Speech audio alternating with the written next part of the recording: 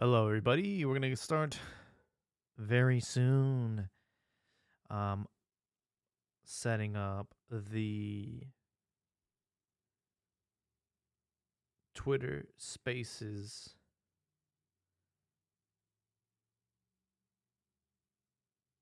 in case you want to join us there.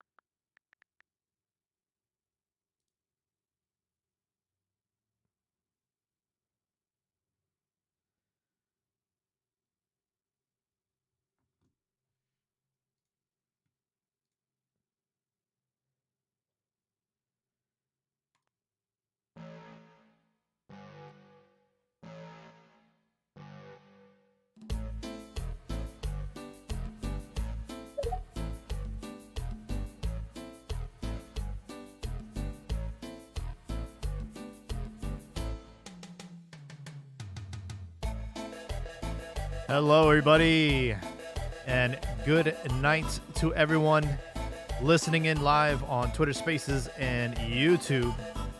We have a very exciting podcast tonight, episode 408. The regular season for Liga MX has ended, and we have our 10 finalists. 4 of them will be competing for 2 spots in this new play-in that we have. We're going to be talking about the play-in itself and see if we agree with it, if we disagree with it. A little confusing for people that maybe have not seen this in other sports like the NBA. I know the MLS also changed up their rules this season. But, you know, looking at the 17 fixtures for the year, definitely a lot of question marks, a lot of heroes, a lot of villains. And tonight we're going to be kind of breaking down the teams that are in. So just hang on to your hats, folks. We're going to get started in just a bit. In the meantime, enjoy some cumbia.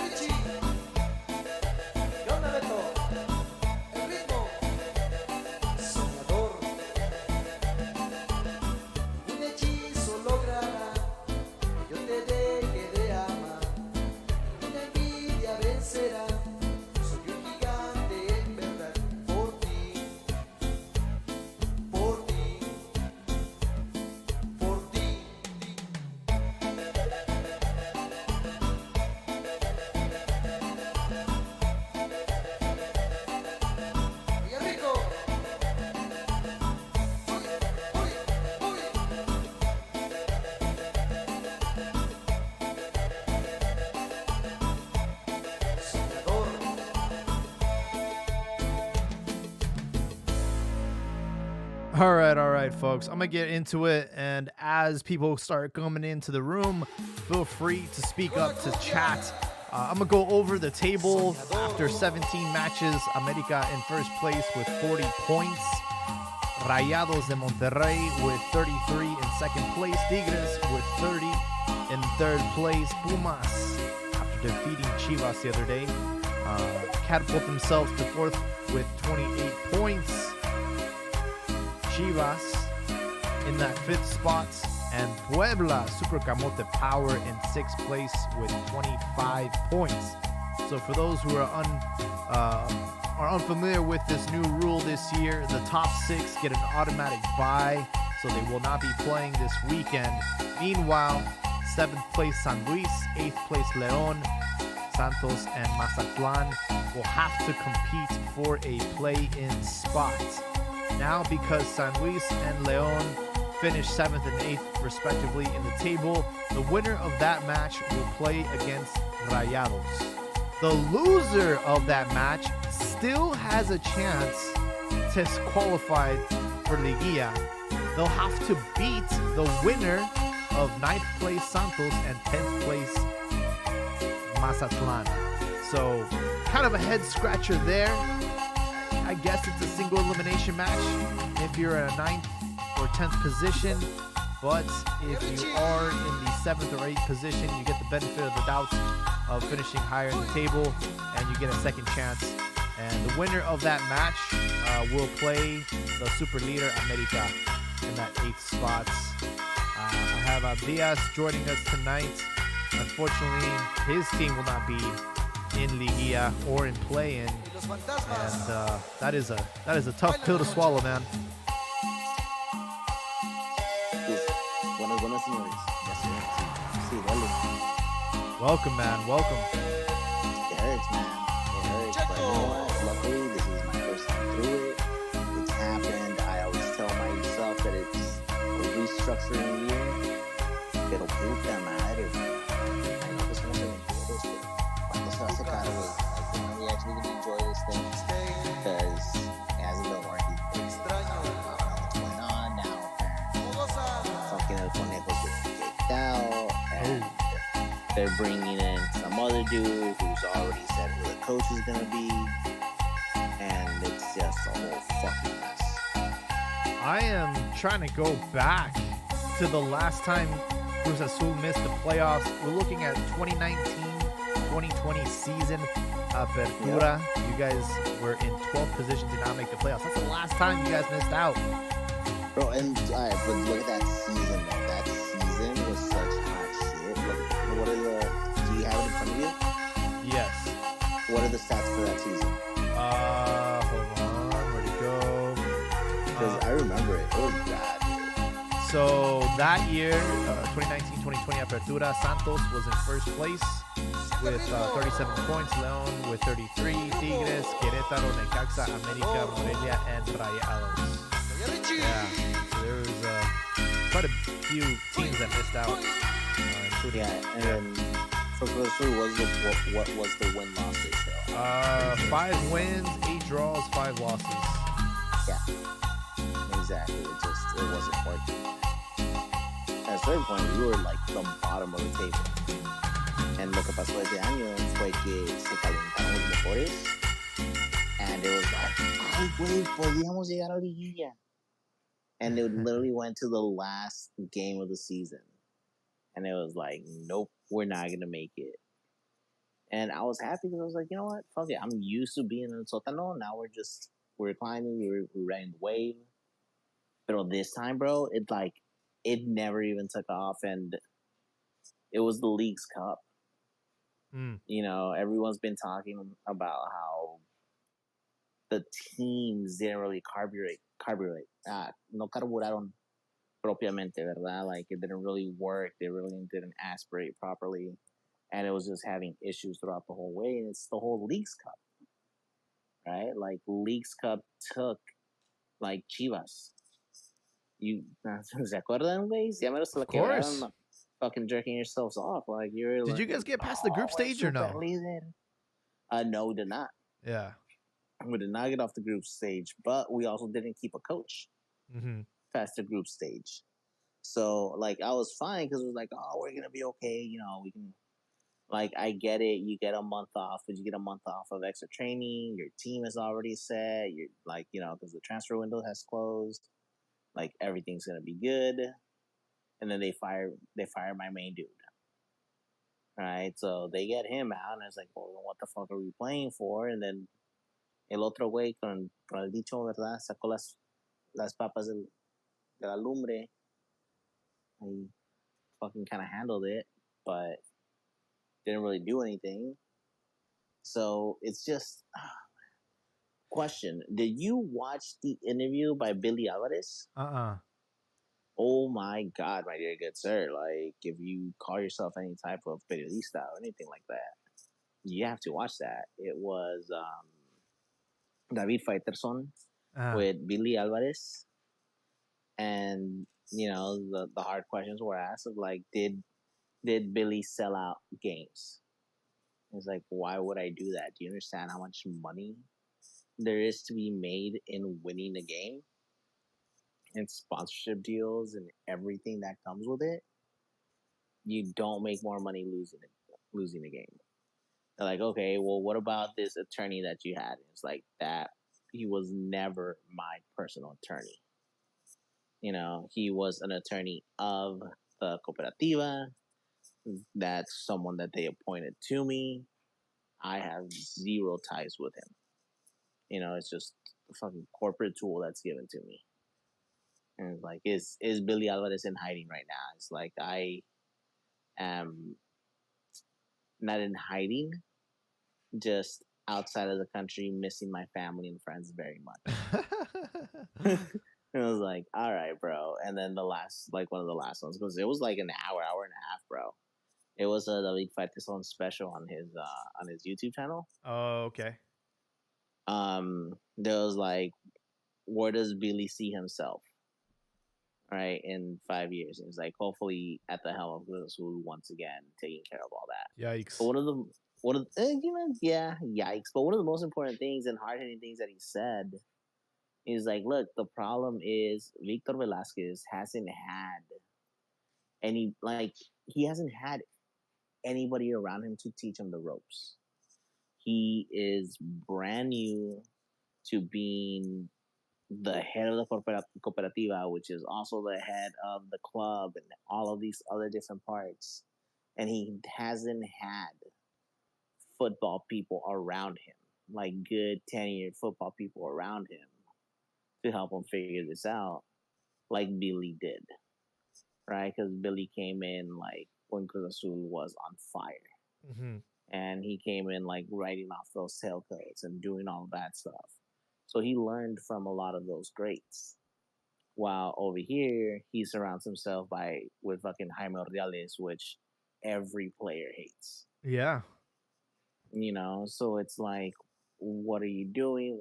What's happening? And like, he just hasn't had the training for it. So he said it. He's like, no es alguien de fútbol, no está rodeado de gente de fútbol, no tiene asesores de fútbol. Entonces, ¿qué es el plan que se está haciendo? And it was like, yeah, what is the plan? Like, we had, and like literally minutes before this, I was scrolling through Twitter, and between tits and ass, it was pictures of the Cruz Azul de la Novena, ¿verdad? And they're like, this team is nothing but a shell of itself and what it used to represent. Because like none of those players are there, like everything's changed. It was a fluke. Yeah. So it's just like, chingao, como es que duele. It's kind of like you guys, right? Last season you were at a semifinal, and now you were sucking dick y de milagro. Oh, sorry, fine. So let's put respect on that loss. Yeah, no, it's been a roller coaster season for Chivas. We definitely have coasted from our start to the season, with all those victories, and we've been kind of clinging on to that for quite some time. How we finished in 5th is beyond me with all the losses that we've had this season. It just goes to show if you do your homework up front, you can coast for days. I look at San Luis, right? San Luis hasn't won a game in their last 5, 4 defeats and a draw. They're limping into this play-in, and they're probably going to get eliminated by Leon, if I'm being completely honest. But the fact that they were able to even get into a play-in, it's because of their great start to the season. And to me, that's why a team like Juarez really sticks out. You know, you look at the teams that didn't make the play-in, you know, Pachuca, Toluca, TJ, they've been kind of sucking ass for a while. Querétaro's been sucking ass for a while. But, you know, you talk about Juarez, you know, I know a few of us, you know, called them the dark horse this season that, hey, you know, don't sleep on Juarez. It looked like they were doing the right things, bringing in players from loan that were young Mexicans and leading with them. And then I don't know what happened. Something broke and they ended up in 15th position. So, you know, it's just one of those things. A lot can change.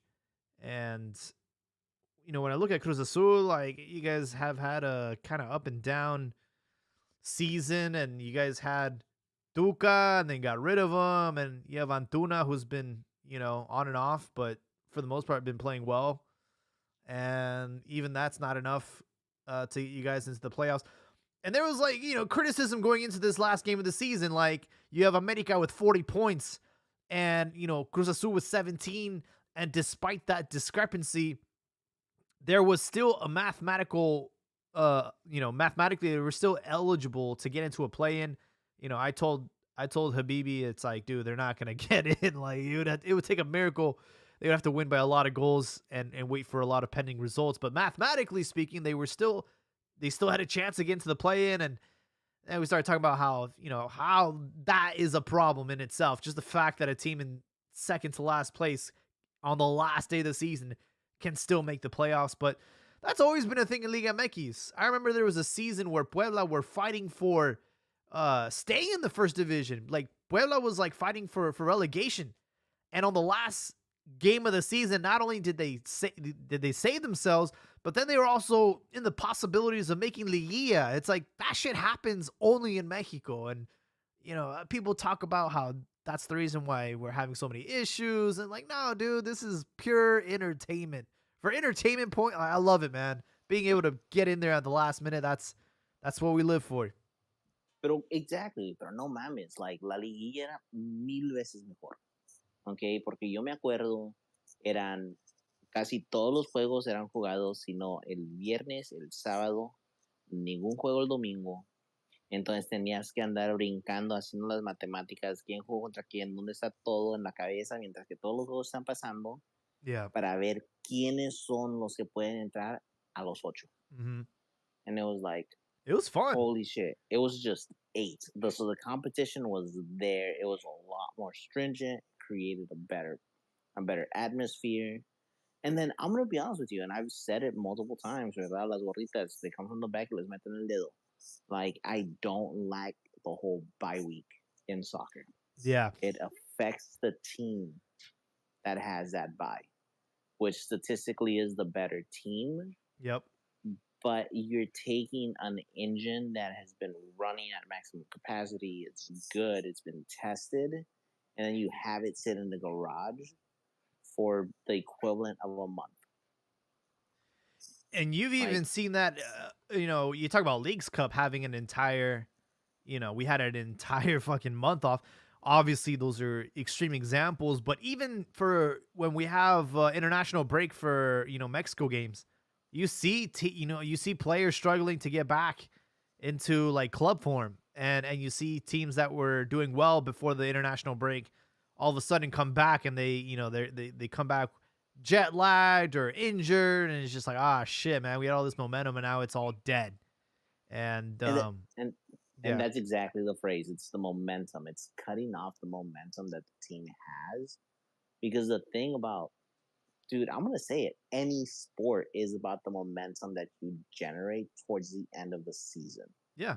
Right? If you generate good momentum in the back half and you carry that into the playoffs, statistically, you have a greater chance at not just being considered like the big dog, but winning your matchups.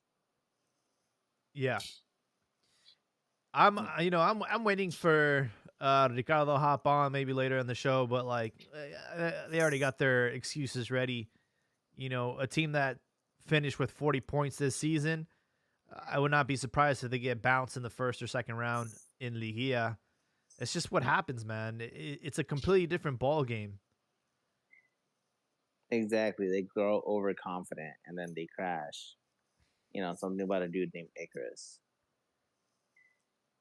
Pero it's okay, güey. Son las huilas. Like, that's what they do all the time. And that's what makes it so much sweeter. That óyame más energy. And it's like, no, güey, fracasa más. You build yourself up so much. But you know what, dude? That's the one thing that I'll say about them this year. No están hablando tanta mierda. Like, they have been relatively quiet this year. It seems as if they finally learned their lesson, have been hitting the mouth enough times to where I haven't seen as much America Mame as there typically is. Yeah, they've been quiet. I think they know, they're battling demons. They got rid of the problem, right? It was Tano. Oh, Tano was the reason why we messed up that that semifinal. But now it's like, hey, you guys have a different coach now, so no excuses. Just to give you guys a timetable here. So we have the play-in on Wednesday, San Luis versus Leon, and then Santos versus Mazatlan. And then those aren't till next week because we have a Nations League semifinal, Mexico versus Honduras on Friday. So, everyone's having to report for international duty. So we're not going to have Liga MX action for like a week. And that's just for the play-in. So like Ligia, like the top 6 teams, they're going to have to wait until like December to get shit going, dude. That's a long time from now. It's a long ass time. That's why I said, like, in the books, like, if you see a corrido, okay, it might only be a week porque, okay, they got to play the play-in and all this. So it's más una jornada. Sí, güey, pero entre jornada y jornada va a ser como un pinche mes y medio, ¿verdad? Bueno, a lo mejor no tanto, va a ser más como, what, 3 weeks? It's a long time, dude. I thought that It's we a were gonna do. long-ass fucking I thought they were gonna time. do the play-ins this Wednesday. I didn't know it was on the 22nd. That changes everything. Mm-hmm. Yeah, that means we won't get Ligia action till like the 29th, maybe 28th of this month. That's 2 weeks, dog. And we've seen what Alexis Vega can do in 2 weeks. Ooh. Just fuck up his life and his career. Yo, okay, so I have a question about that. Yes. Did he or did he not have an orgy? Is that what happened? I mean, that's what the rumor says. Is that the rumor, right? Like, yeah. he dead ass had an orgy. That was two dudes took place. I don't know if it was initiation for Raul Martinez, right? He was one of the players that was wrapped up in that, Mm-hmm. And to me it sounds like, hey, congratulations, you're getting into the first team, you're gonna get your first start, hey, let's take you out, let's celebrate. Here's a bunch of bitches. Yeah. You have to fuck all of them and we have to watch. Which is weird, bro. Like, that's the thing. It's like, yo, if I took my boy out and like I did wingman and I took him to the spot and there was just a room full of bad bitches and I was like, yo, have your way, do your thing. All right, right? But the way the media's sounding is like, nah, bro, it was 3 dudes in a room just banging hoes, staring in each other's eyes. And it's just like, what the fuck happened? Yeah, dude, what the fuck happened? Yeah, it's just one of those things. Oh man, I just saw a photo I think is hilarious. I do want to get into Chivas because although I did not watch the game, I did watch the highlights. I did catch up with it, and man, I have a lot to say about that. Just give me a second. I just don't think Chivas is ready, bro. Like, dude, as a Cruz Azul fan, it's like talking where I'm talking from, like just a former shell of yourself. Like, that Campeonísimo era is like del año del queso. Those movies and those highlight reels have been lost to prosperity. Like that shit is gone. Yeah, so with Chivas, they did beat you guys. So we didn't record last week, but I do want to at least throw that in there. We were able to beat Cruz Azul, although it was the last minute, very last minute, and then Wow, so you feel good when you beat up on cripples? You beat up old men? hey, it took us the 97th minute to win, so It did. it was It not did. something to come home, pounding your chest to, but going into the last game of the season against Pumas on the road. Okay, I understand that. And then boom, like fucking deer in headlights for the first like 30 minutes. They just looked terrible out there. They scored. They conceded a goal. Chivas have a tendency to concede goals early, and they just weren't able to catch up. And then the referee tries to throw us a bone and say, "Hey, that was a handball. Here's a PK. There you go. Get your draw. Secure the fourth place position." And be on your way. And I don't know if it was Paunovic who decided to make that call, but why on earth would you allow Alexis Vega, after everything that he's done and his first game back, why would you allow him to take the PK? Why would you tell him to take the PK? He does not deserve to be even on the pitch, let alone take a PK. And what does he do? He misses, because that's karma, baby. And we deserve to lose that game because of that decision that was Paunovic. I think he is being a little bit too nice, and it's not working out, dude. It's not working out.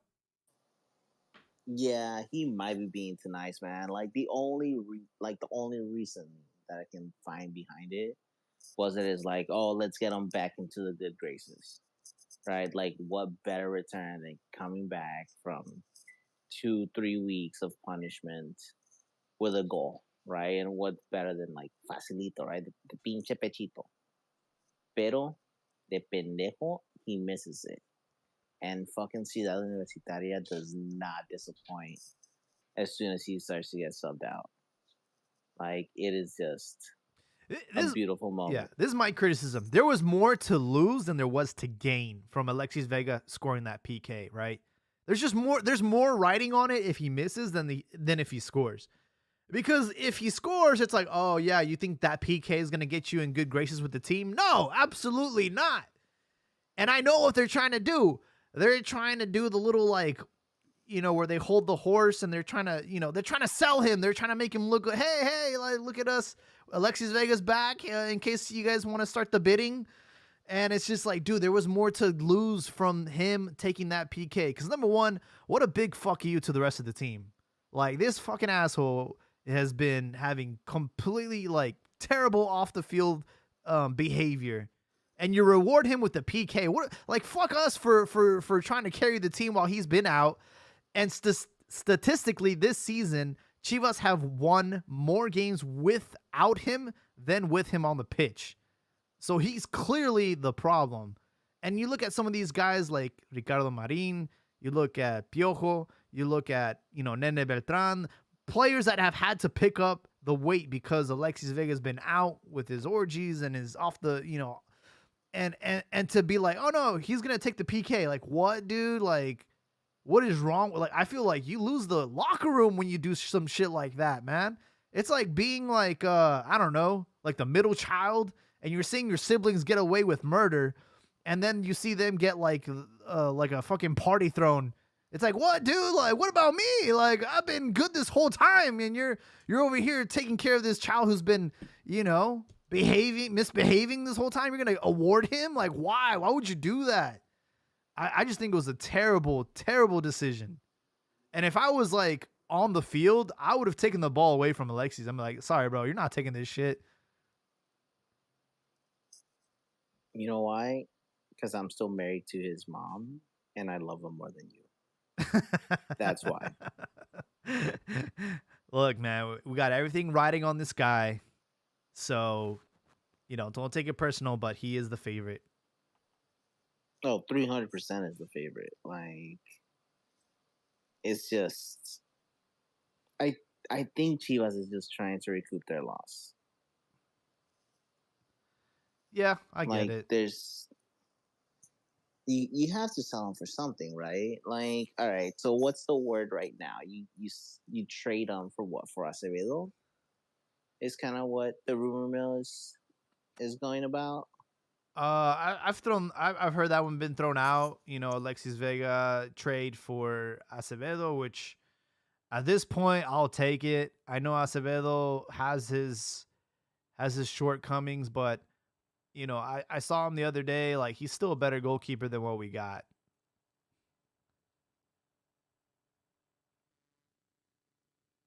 And if you look at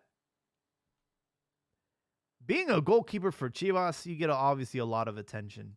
And it's been a while since Chivas had a goalkeeper in La Selección. You think about Osvaldo, and you also thought about Luis Michel, but he wasn't the starter, right? And we started looking into like who's going to replace Ochoa, right? And everyone's talking about Acevedo. He's got the long hair. He's got the marketing on his side. He just needs to play for a bigger club, and I think Chivas could do that for him. And as far as Alexis Vega, him going to Torreon, he's going to a team that really doesn't have that many expectations. He could be like a big fish at a small pond there.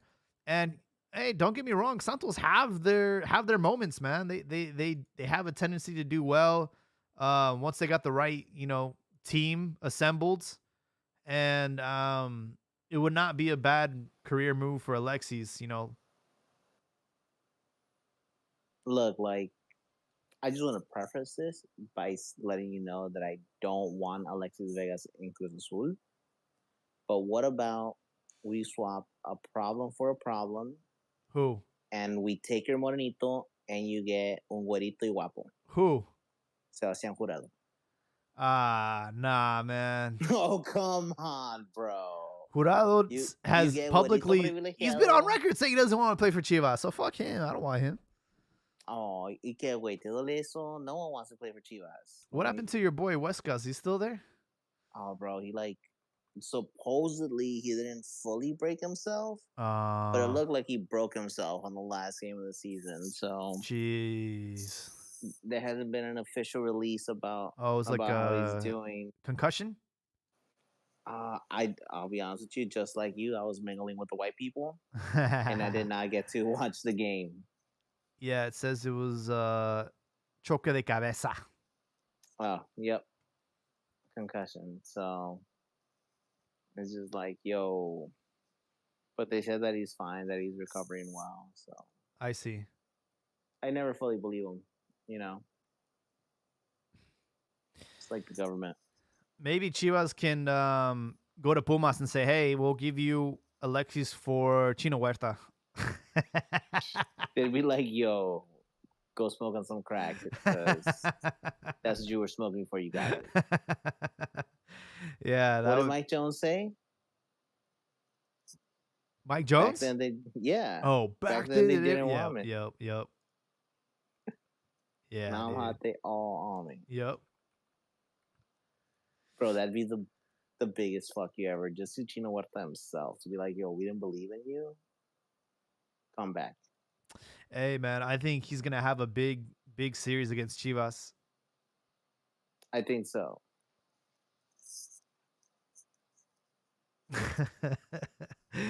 Yeah, you look at this matchup, Chivas Pumas. Hey, look, a lot can happen in 3 weeks, right? I think this will actually benefit Guadalajara. They got 3 weeks to recover, rest, get their shit together. Maybe abstain from sex. I don't know. Something. No Nut November. Something, dude. They got to do something, man. Look, I'm going to go out on a limb. And it's not just because I'm a hater.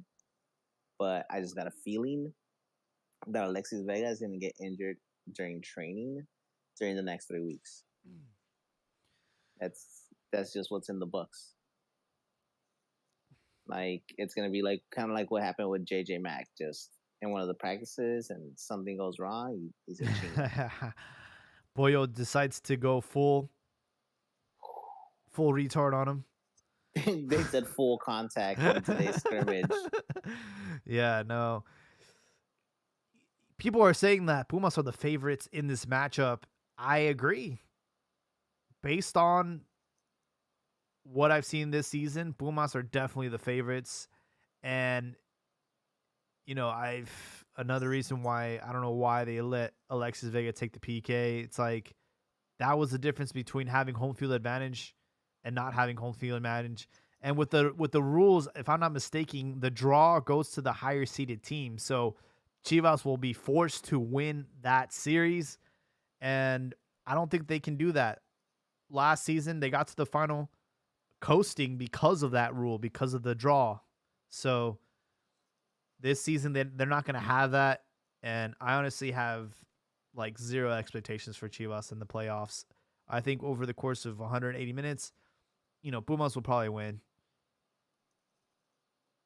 Yeah, I hate it, bro. Like, just give me good old gol de visitante and like make it work that way. I hate the fact that we went to like league table results and all that stuff because before con gol de visitante, you never had to really worry about it, and it made games so much more interesting. Yeah, that lasted a quick second until America got mad, got eliminated by Mm-hmm. Pachuca, and because of that rule, and it's just like because they complain, we went back to the old rule. I'm like, I like the new rule. Honestly, the new rule made it feel much more Libertadores esque. ¿Verdad? Like more is on the line. Every Yeah, single game that you go out there, tienes que salir con el cuchillo entre los dientes. Like you're risking so much more, and defending at home is that much more important. So it was a big miss. But if there's anything that we can say about Liga MX as of recently, it's just been miss after miss consistently. talking about missing Toluca. I don't know what the fuck they were thinking. They decided to shoot their own legs off by letting go of Nacho Ambriz. He gets the last laugh. Toluca failed to qualify to the play-in and finished in 12th position with 21 points. They lost their last match, if I'm not mistaken. So it's like, what were they think? Like, were things that bad that they thought it was better to go on without Nacho? Like, he must have really said something, man, to get fired like a couple weeks before the season's over. Makes no sense. Yeah, bro, that's I don't know what was said in that boardroom, pero chinga. I was like, yeah, and I fucked your bitch too. And it's like, damn, bro. ¿Sabes qué? Ponle. Yeah, a couple things that stick out from Toluca. Number one, they lost to Mazatlan. With that victory, Mazatlan got into the play-in, so that's like a double. That's just really bad. And then the other thing, you're doing really bad when your top goal scorer of the season is your goalkeeper. Hold on, hold on. The only reason why he's a top goal scorer is because he's the top penalty. He's a penalty taker.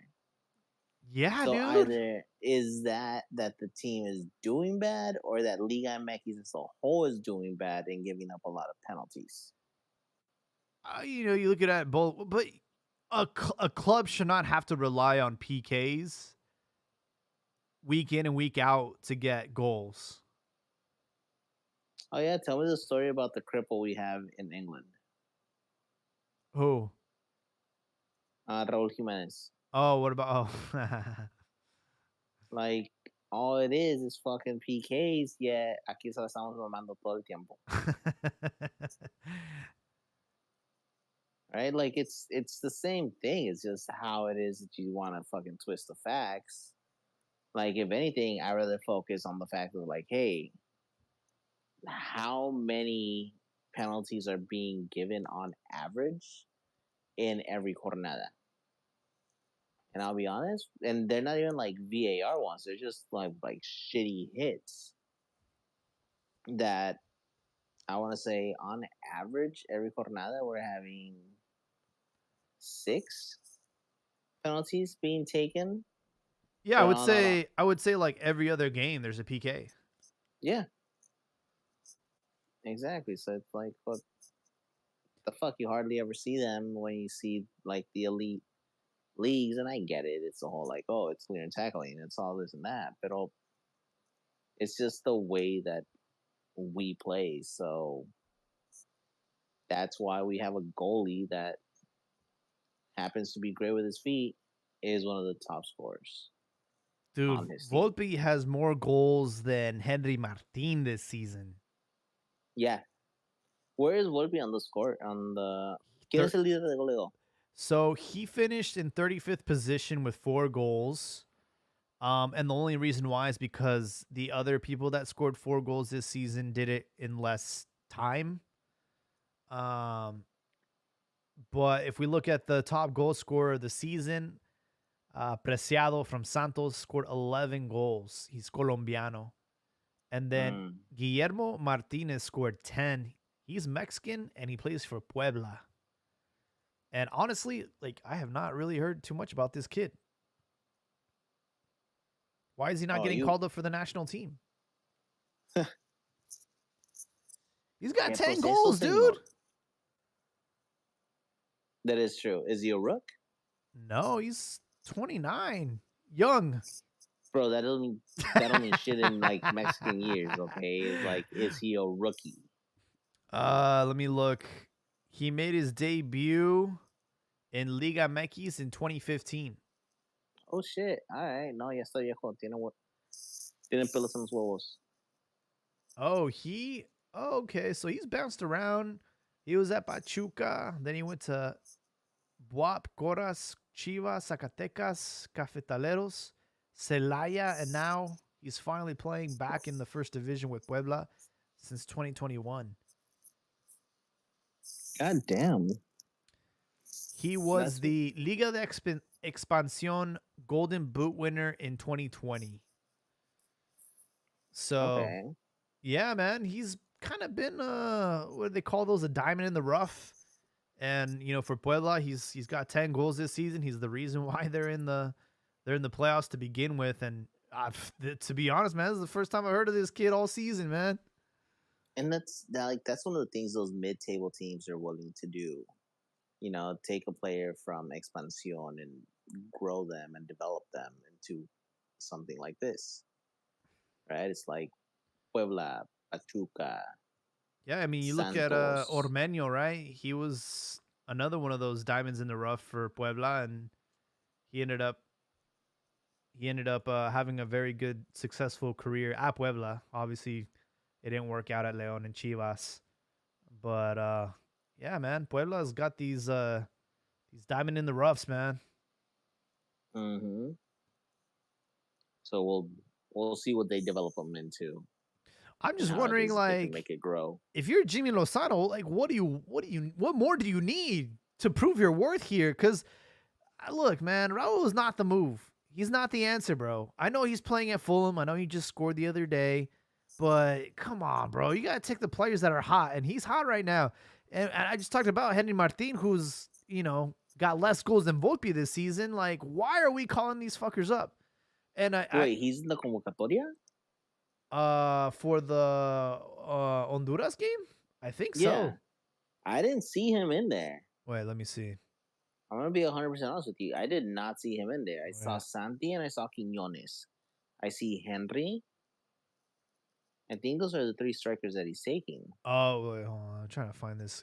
Because another thing, whoever runs that media page for La Selección pisses me off, bro. Like, did the whole, like, where's Waldo shit. I'm like, dude, just give me a fucking list, man. Like, I'm over here trying to find out who the fuck they called up for the national team. And that's an official, like, post. Okay, here we go. All right, go ahead. You tell me that, and then I'll tell you about how the sausage is made. Okay, so Convocatoria, fecha FIFA de noviembre, they called up both Jimenez, so Santi and Raúl, Chucky Lozano, Henry Martin, fucking cripple, Quiñones, Antuna, and Pineda. So it's like, what are you doing over here calling up Martin, bro? Like, give this guy a shot, man. And I shared that clip of now that they have Tuca Ferretti on Fútbol Picante. I played a clip of Morales asking him, hey, like, when you were at the Selección, did they impose players on you? He's like, don't say anything, just with your face, make an expression. And, like, Tuca just, like, he had, roll. Yeah, he had that face of guilt. And it's like, we know this.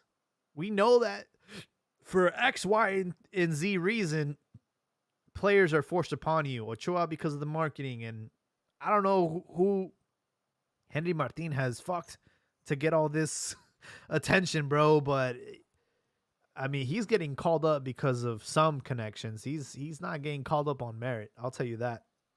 It's those children's small jerseys that he wears. It makes his abs look good. Makes his biceps look stronger. That's it, bro. Nike's like, yo, we cannot sell enough baby gear. Let's go. Like it's wild, dude. I don't understand why they keep calling him. Like, look, I get it. Maybe you're trying to weed out the shit players right now, so you can make way for newer, fresher faces we work down the line. But you're wasting time. You're wasting precious time that we just don't have to squander in this like fashion. Yeah, I was under the impression, all right, we get Jimmy. He's Mexican. He's not going to fall into the same pitfalls that these other extranjeros have done in the past, right? He's going to call up on fresh kids, young kids. He was on the, Los Maestros on TUDN during the World Cup, and he put, he was like, these are the players I would call up for the selección right now that are, the young, the future of the country. And it looks a lot different from this Fecha FIFA that he just called up, right? He's got Ochoa in there. Like, what, dude? Ochoa, Malagon, Rodriguez. Okay, that's fine. Montes, yeah. Vasquez, of course. Angulo, Reyes. And then you got, like, the usual suspects in the midfield. Like, Romo, I don't think he's that good, bro. Not anymore. He was for a while. Like, he was good, yeah. Cruz Azul, he was, like, fucking killer. But that's because he was in a defensive-oriented team. In Rayados, I don't think they're running the same scheme of, like, defend. If anything, they have the attacking power, where they're a little bit more offensive. Yeah. So, I mean, some of these players have been called up. But, there are some good players in here that definitely deserve to get called up. For me, Chino Huerta, obviously, deserves to be on the national team. Chiquito Sanchez, bro, scored a hat trick the other day. That dude needs to be starting against Honduras. But, you look at Raul Jimenez and Henry Martin, when you got this kid who scored 10 goals this season in Liga MX, like, just call him up. I understand maybe not be ready to start, but just call him up. Let him at least start to get familiarized with the team and the players and the coach, right? Like, when you're the coach, you always want to be like introducing new players to the team, to the squad, just to see like how they'll act and their temperament, and see if they're gonna gel with the team, right? And if you're scoring 10 goals in a season and you're the only Mexican on this list, dude, like, you have to get called up. You have Gignac with 9 goals this season, Cocolizo with 9 at Tijuana, and then the other Mexican on this list, Angel Sepúlveda at Cruz Azul with 9. So you're welcome. Yeah. And the Sepúlveda thing's really weird, man. Like, he wasn't really on the books, and then he transferred over and finally started getting hot. And it started working, and it was towards the tail end, so he didn't get to have the impact that we needed, pero poco a poco. It's nice to see some more Mexicans on the list. So he's in 5th with 9. You have Chino Huerta with 8. Bruneta, this kid's good, but he's from Argentina. He's not Mexican. You have Cabecita Rodriguez with 6. Quiñones has 6 goals. I'm excited to see his debut on the national team, and I'm glad that Rogelio Funes Mori is nowhere to be seen. But he did end up with 6 goals, tied with Quiñones for the season. Quiñones only had 6 goals? Yep. Well, he did miss out like the whole first half of the season. Yeah.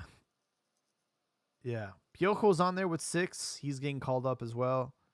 Um, yeah. Apart from that, man, it's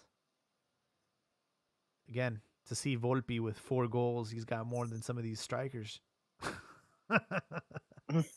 It's slim pickings out there, bro, and they're not doing too hot. Linus It's one of hasn't been called up. Herrera, Jonathan Herrera hasn't been called up. I don't know. I mean, do you really still value Linus the way you used to before? I think going off the bench, it would be nice to have him. He adds like some dynamic that we don't typically get with other players. You know, I think back of the 2021 Nations League, he came in as a super sub and scored what at that point was the game-winning goal. And you know, he just came in and just started fucking shit up, man. He was a nightmare to defend. So it's nice to have that off the bench because we don't really have too many players that can do that off the bench. Um, you know, you have your Antuna, you have Chucky, you know what they're gonna bring to the table. Cordova, I don't know, he's not that player anymore. I think Linus has like that, just that nice bounce, that burst of energy, and can really break some ankles out there. Not a bad idea to have him in your back pocket for this matchup against Honduras. Yeah, no, he's always a great idea to have in your back pocket. He's, that's why it was like such. I think that's why everyone was so disappointed when he came back to Mexico. Right? It wasn't so much as like, I mean, he wasn't playing, dude. well, yeah, pero también, güey. I was like, no mames, güey. El talento que tienes debería ser suficiente para poder quedarte allá. Y no lo estás haciendo. Entonces, ¿qué pedo? Ask him that question, dude. I mean, he was at Betis, and then where did he got loaned out to like Braga, right? He didn't do shit. So it's like I was on him. Mm-hmm. It was just like one of those things that was like, why not sooner?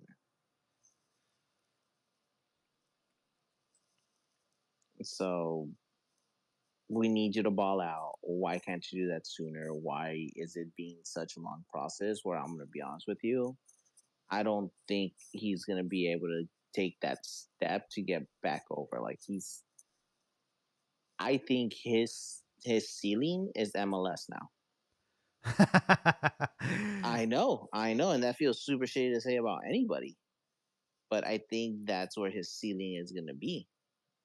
It's going to be at MLS. Uh, you know, he's 23, but obviously his stock went drastically down after he decided to return to Liga MX. And it's a gamble because he's on a team with a lot of big players. He's not necessarily a starter there. So, you know, he's like this season he's had 10 appearances, 3 goals. Not bad, but it's not great either. Like you want this guy to be starting every single game. And I doubt Tigres will be able to get back what they paid for this kid. So yeah, it's gonna be hard to get a team outside of Liga MX um to I don't know to take him off Tigres' hands. It'll probably take a team like you mentioned, the MLS. MLS is always looking for DPs.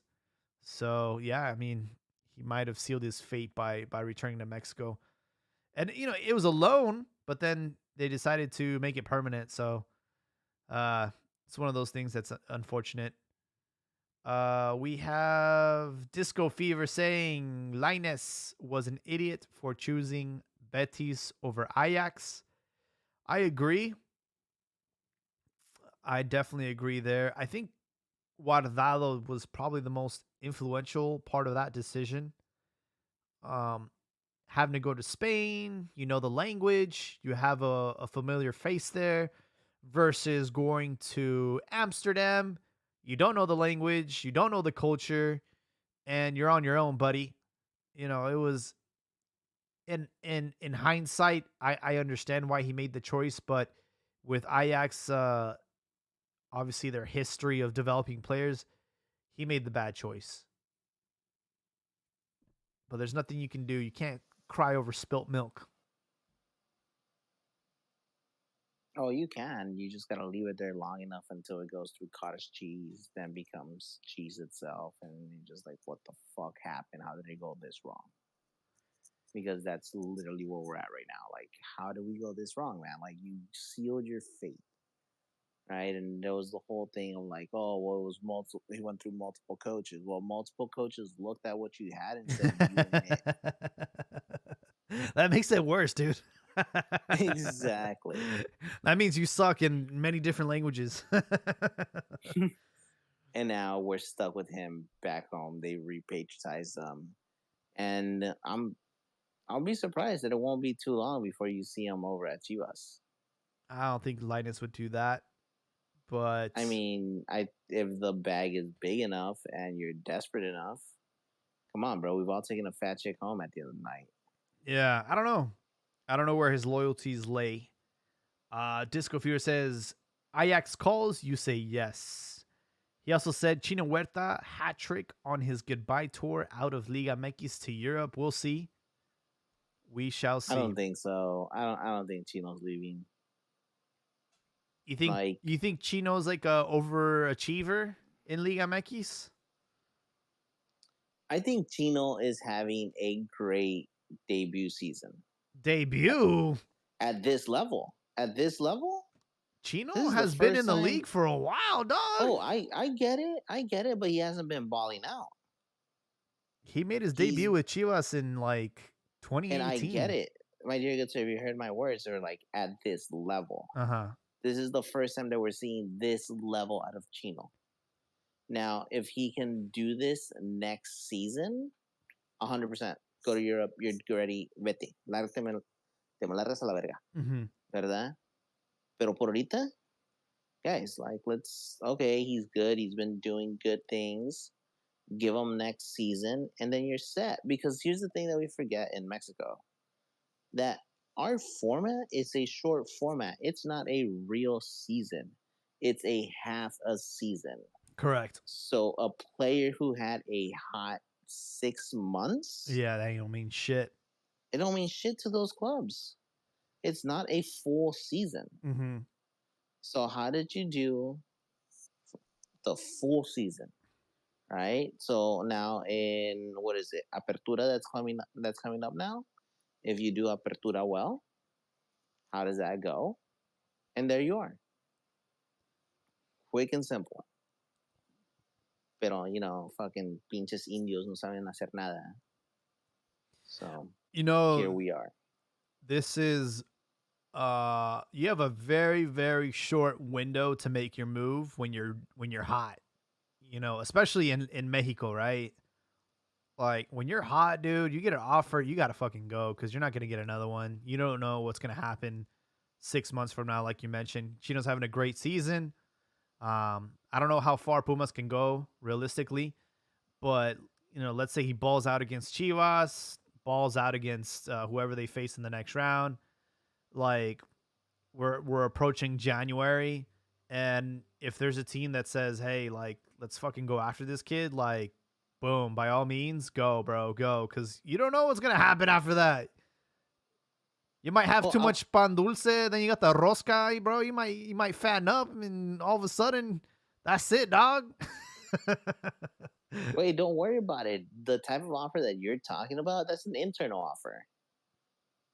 That's not coming from overseas. That's an internal offer. It's happening within Mexico. So no te preocupes, güey. Like, aquí vas a estar al fin del día. Right? Like, it's a realistic offer from Europe doesn't come for, oh, you performed well in a shitty second division league when we look at it in the greater plane of things. So therefore, you did well for 6 months. You know what? I have a young prospect who can do 2/3 of the things that you can do right now. I have to pay him way less, and he has a longer longevity than you. I think the challenge with Chino is like it's not gonna be he's not gonna be able to get like a European passport anytime soon, right? I don't think he has any ties like some of these other players that have kind of like used that loophole, like Linus, right? Mm-hmm. Um, so if you go for him in January, you're gonna have to give up like a foreigner spot, and like which club's gonna do that, right? So it might complicate things for the January window. But hey, man, if he gets an offer, I hope he makes it. I don't want to see him just stay in Liga MX because, like, say he goes to like a Tigres or a Rayados, that's it, bro. Like, you just signed your fate. You're not gonna get out of Mexico. What if he goes to like a go ahead Eagles or like some other shit team in the lower divisions? Yikes. Not even lower divisions, just lower table. I don't know. Realistically, I could see Chino doing really well in the Dutch league. Obviously, it's all offense, no defense. So yeah, I mean, I could see him doing well in the Dutch league. Where I see Chino in Europe, dude, like I think that's his ceiling, dude. I don't think he's unless he proves me wrong. I don't think he'll be better than like a mid-table team in Europe in a top Because 5 like league. what? Because like, what are you gonna get? Like a Greek team, a fucking Russian team, probably maybe a Ukrainian team, and then if you're actually like a big boy and actually balling out there, you might get a Dutch offer. And when you look at that table, that's like the most solid one that there is. Disco Fever says Pumas said they are not selling domestically. That's what they say now until they got a $20 million offer on the table. We'll see. And then the debt collectors of Pumas come calling, which Oh, those are about to be, because Pumas has had some financial issues in the past, and I bet. they don't settle. They keep saying that they're going to settle at a later point, and that later point comes up in 2024. So what's going to happen there? Who knows? But pretty soon we're going to be hearing about the news of either Pumas having money problems or Pumas offloading players. Yeah. I just know that they're associated with the university, right? So They're associated to the university. They're like owned. I think they're owned by the university, but they're not ran by the university. mm. If that makes sense. So I feel like that's a type of typical university where they get a lot of big donors, right? That's where they get their funds from. Exactly. Like one of the fun facts about Pumas is that every player has a free education from UNAM. Wow. So while they play there, they dead ass are students. Mm.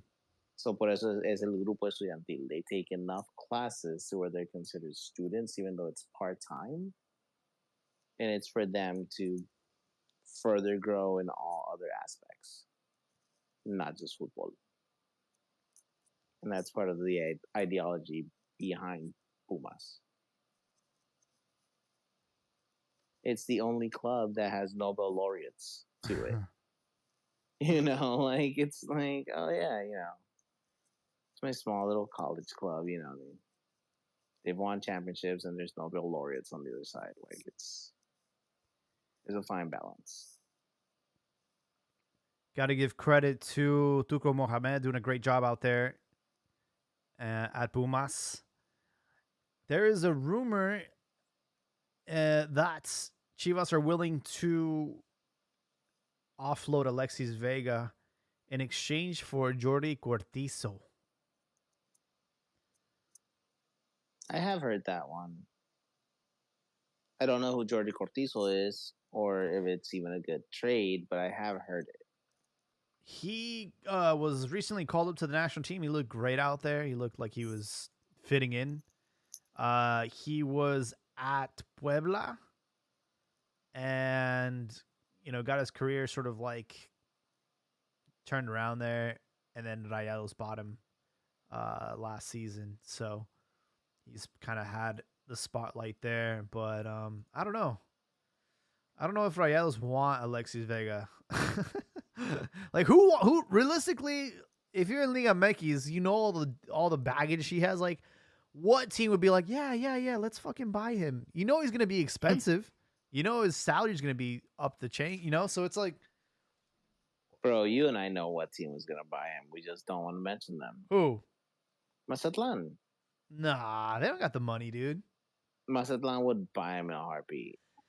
And the owner of Mazatlan would love the media attention that he would generate off of Alexis Salinas? Vega. Yeah. Salinas Pliego? Yeah. Oh, yeah. He's a fucking asshole, bro. He's a huge asshole. I know he would like Mazatlan for sure. It's by the beach, right? So he can just party, do his thing. Las gringuitas solas llegan. Like, you don't have to worry about it. Like, because let's be honest, after this, your bitch ain't sticking around. Like, just keep it pushing.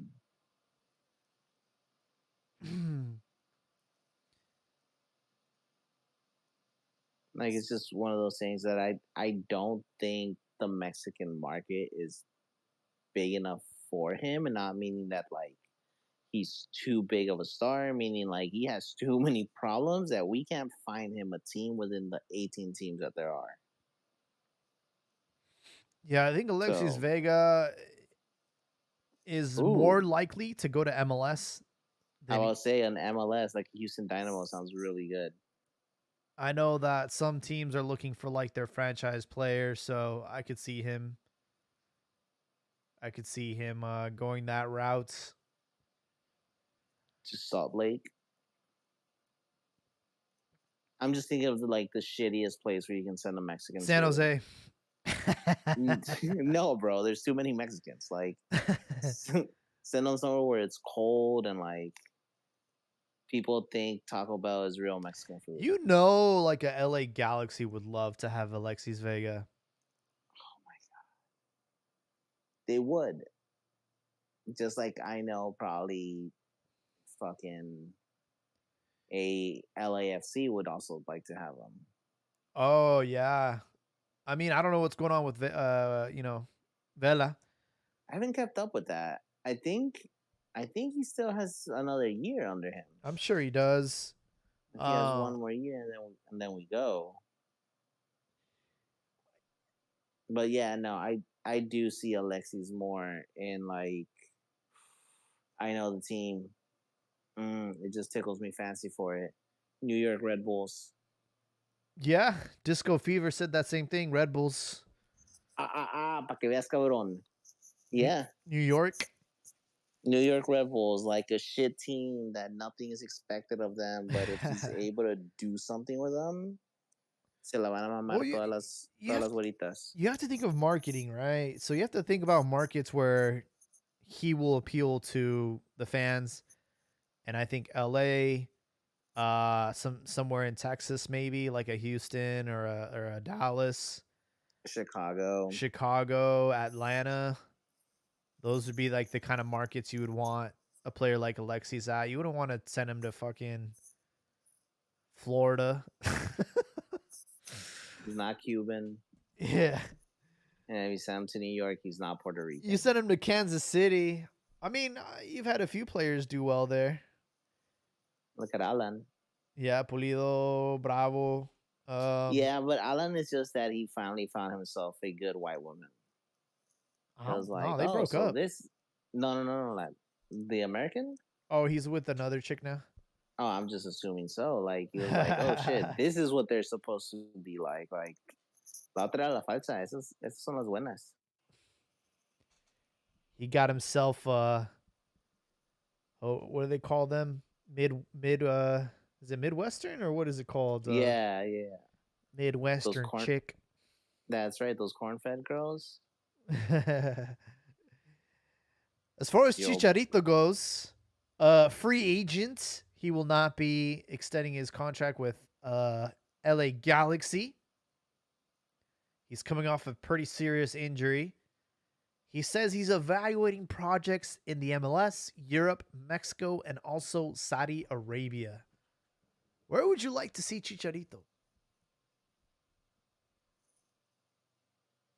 At home doing a Twitch stream, like just shut the fuck up and fade into nothingness.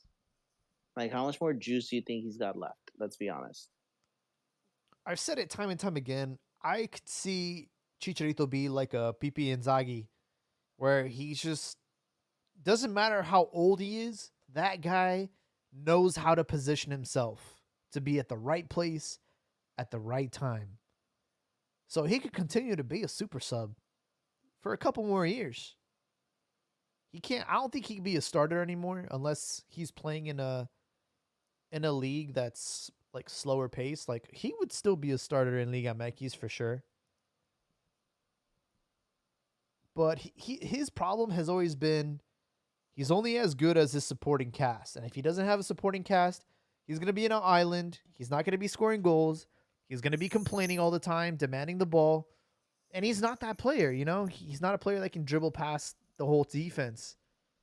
So he's gonna rely heavily on the service that he gets.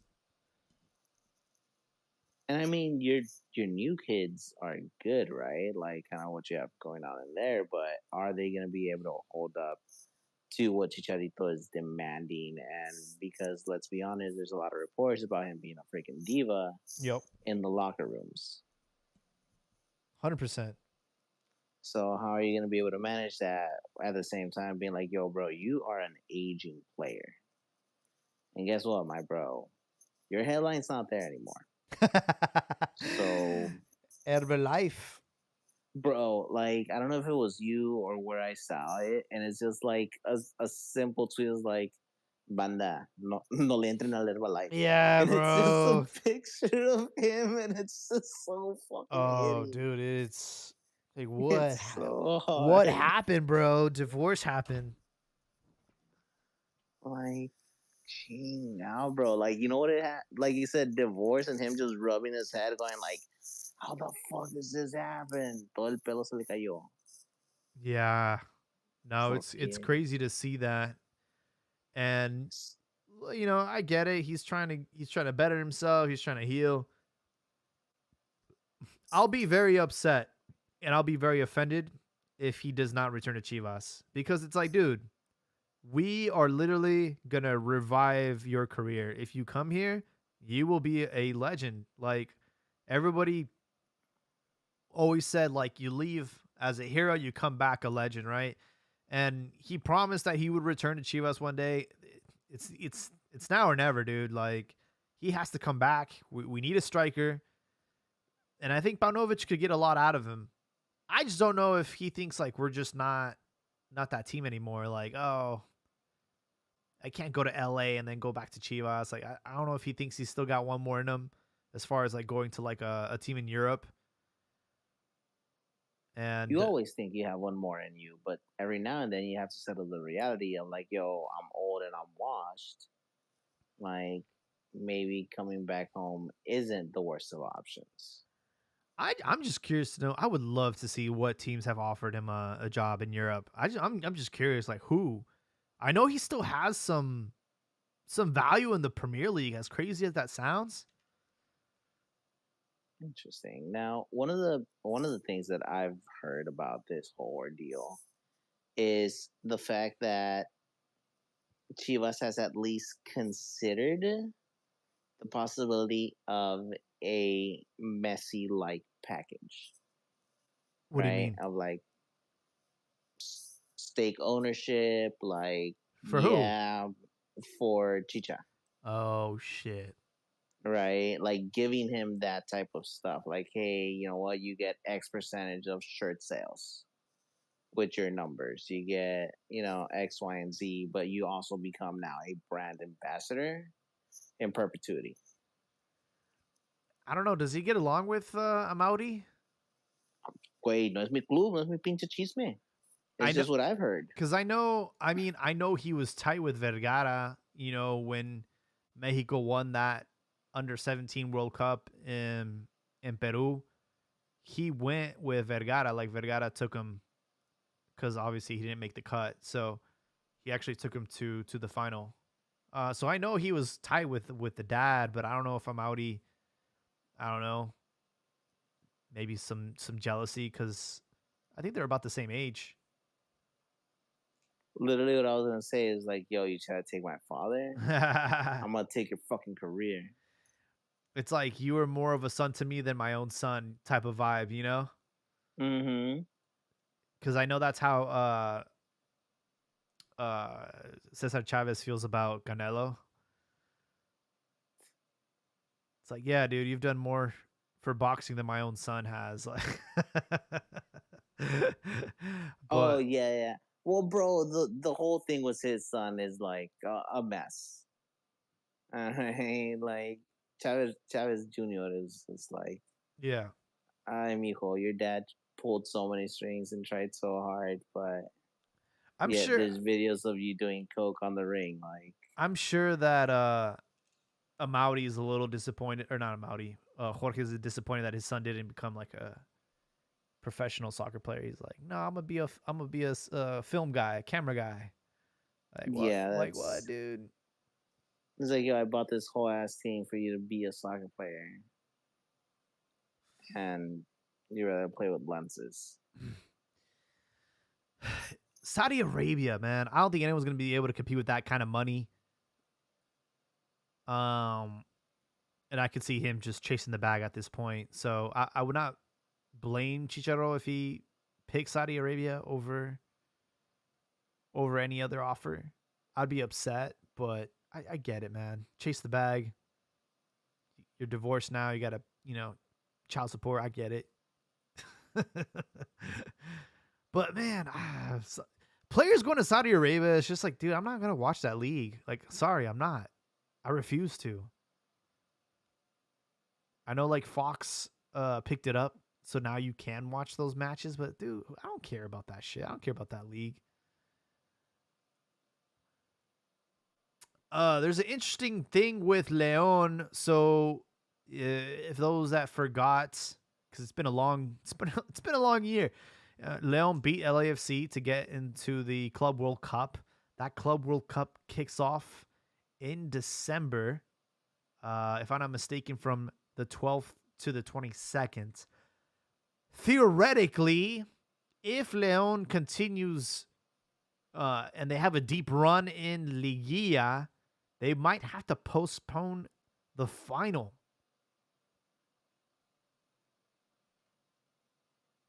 I mean, it's a big if, but that is interesting to think about. Holy shit, dude. Well, yeah, and like, which one's more important? And then also, don't they also get qualification to the big boy Club World Cup in 2024? I'm not sure. I think they do. I think that was like the double whammy on this one. It was like, yo, not only do you get to do this one, you also get to do like the large format as well. Which the large format is what I'm really interested for, and I'm gonna watch the shit out of that. Let's see. It's gonna be in the USA 2025. The tournament is planned to be the first under an expanded format with 32 teams, including the winners of the 4 previous continental championships. And so, yeah.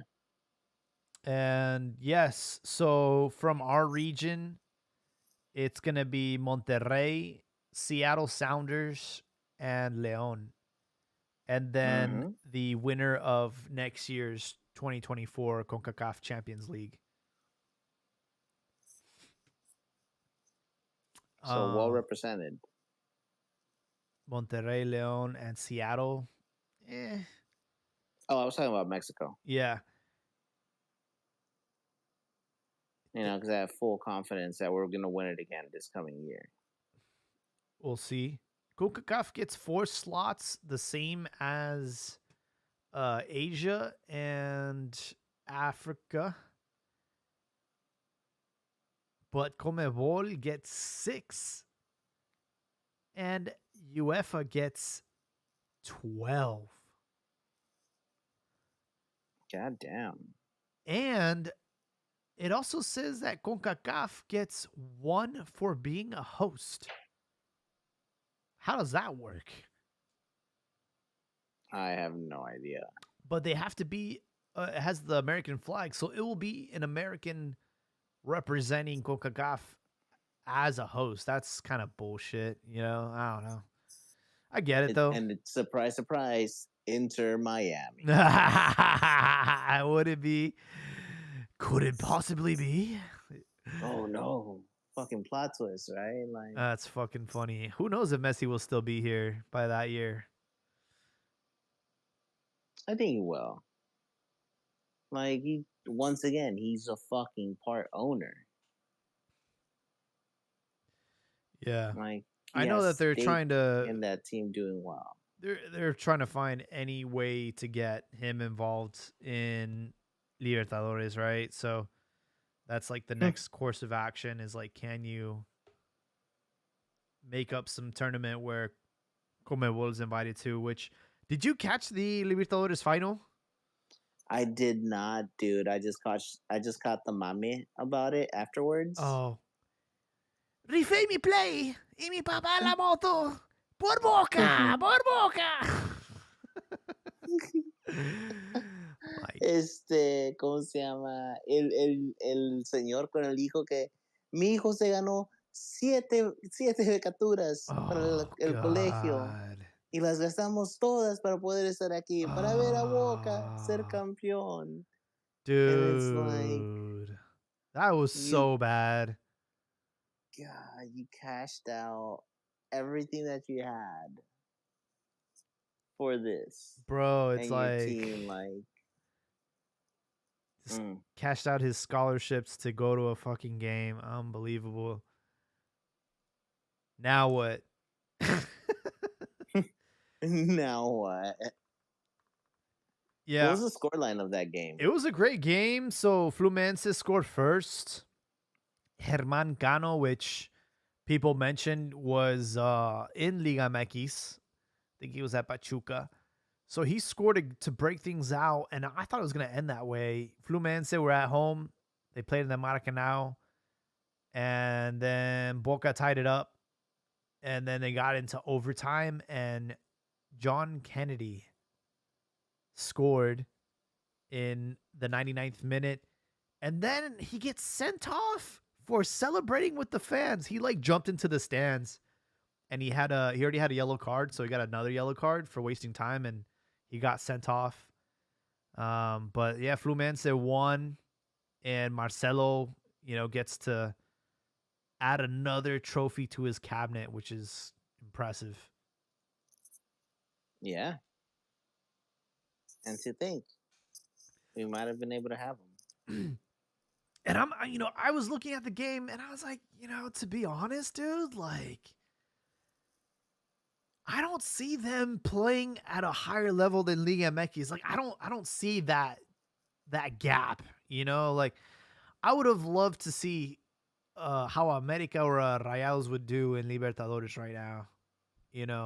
A Tigres, because I feel like we could go toe to toe with these teams, especially Boca. Boca didn't really play well. It's like, damn, bro, this is the best that South American can produce. Like, I honestly think on any given Sunday, dude, we could definitely compete with them toe to toe.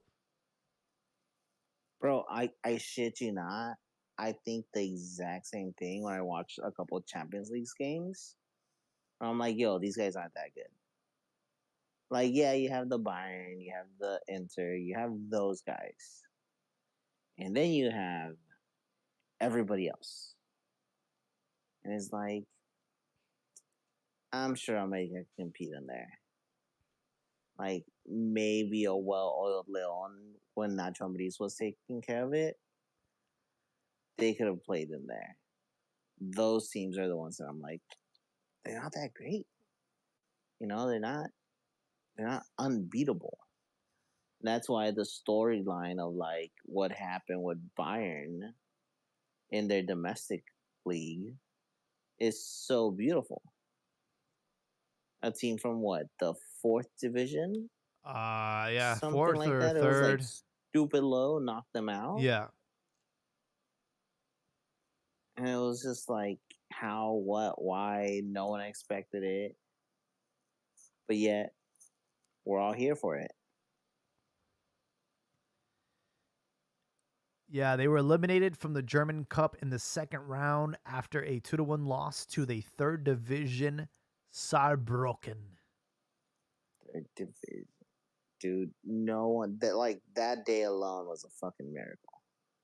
Like no Third one thought. division, bro. And that's the thing. Mm-hmm. I want to have that in Liga MX. You know, we had Copa MX. Like, I would love to see the Liga de Expansión play against like our teams.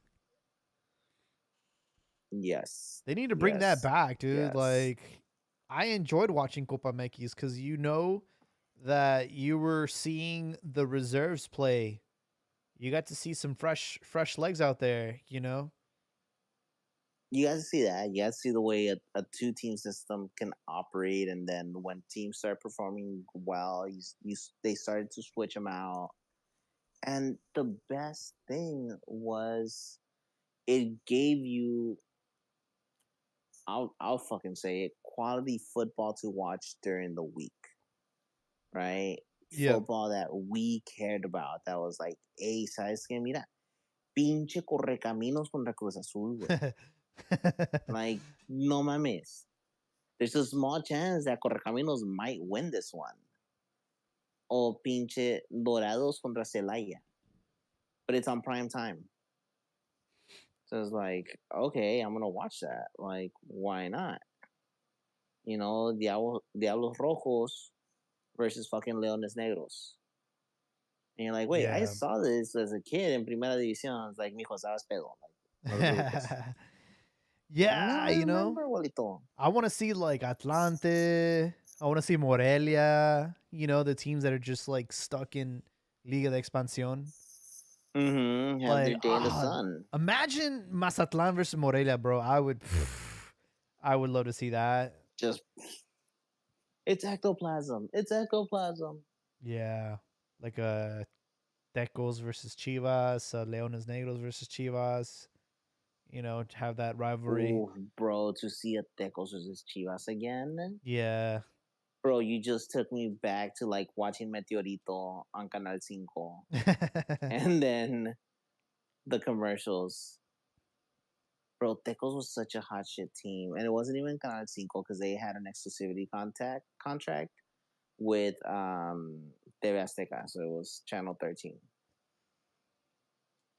Yeah, I just remember, you know, watching Lillingston and fucking Boney and fucking Bolfo, Loco Abreu. I mean, dude, all these guys played for Tecos, dude.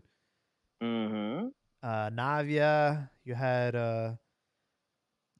the fucking owner's kid. He was a starter too, Leaño. Trash. Trash, but he was the owner's kid, you know? He had to play every single game. See, stories you only get in Mexico. Yeah.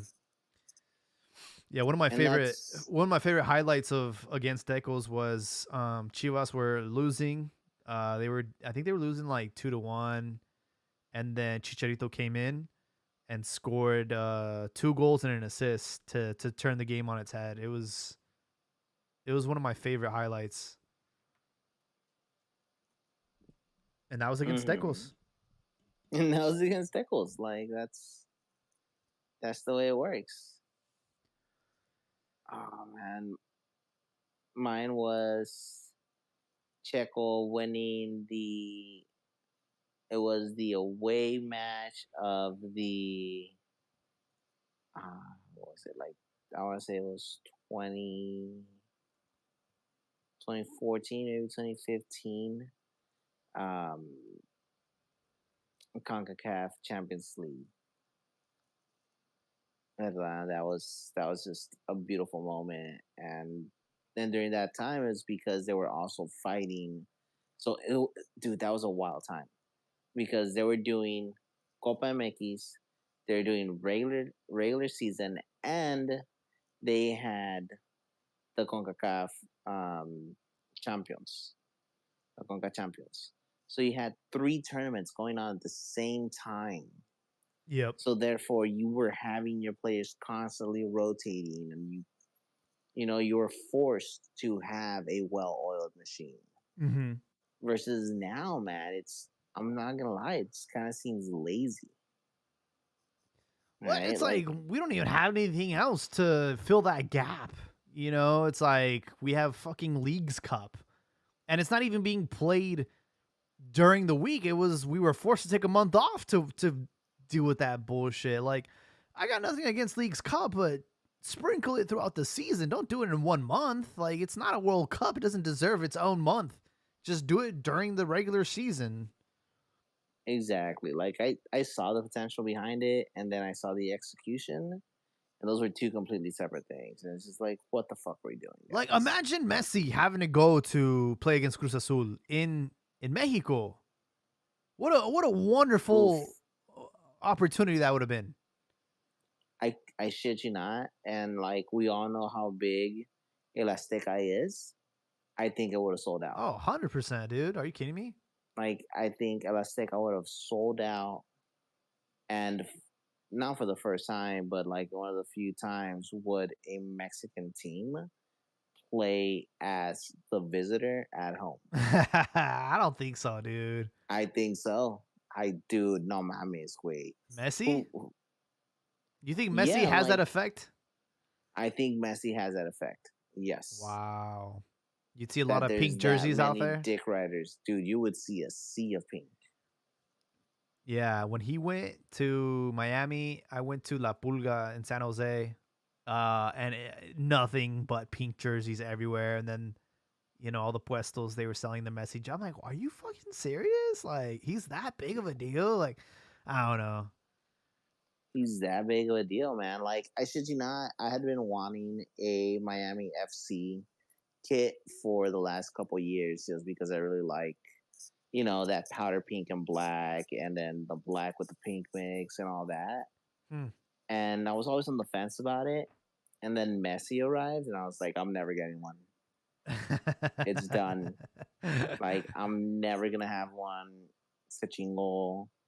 Like the crest is actually kind of fresh, right? The two flamingos. Like I love like the design and certain things that happened, but then they had to bring him, Mm, and it's like, wow, guys, yeah. you went for the easy route. All right.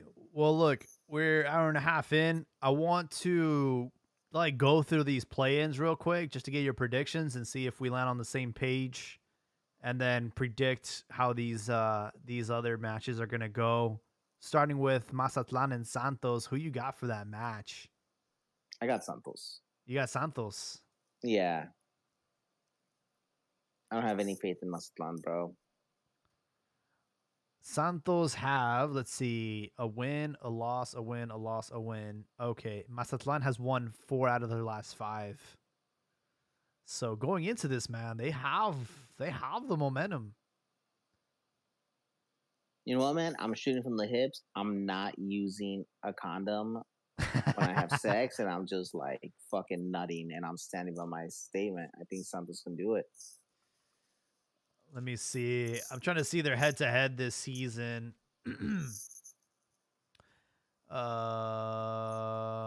Where is it? So,